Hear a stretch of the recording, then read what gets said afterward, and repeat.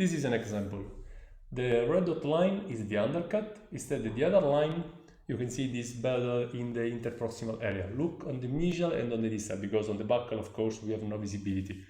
But if you see in that area, maybe on the distal is easier to see, but also in the mesial, you see perfectly that there is this sort of shape in this way, and this is the red dot line. This is tooth, but tooth without preparation, and it is an area with an undercut.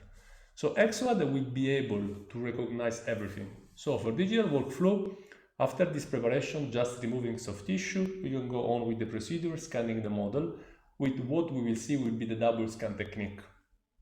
If you are working instead for PFM or pressed lithium disilicate with the lost wax technique, we have to do one more step. We have to cut this area. So for analogic workflow with lost wax technique, we have to modify this area, removing the undercut. So when we are working with this approach, why? Because it's not easy for the technician to visualize this small undercut when they are working with the wax. But what happens is that the wax, when we remove the wax from the undercut, the wax will deform.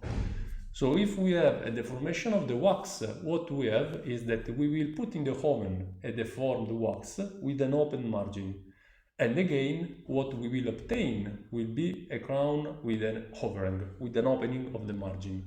So it's very important when we work with wax to eliminate this area of undercut before applying the wax, because after applying the wax there is no way to recognize this mistake.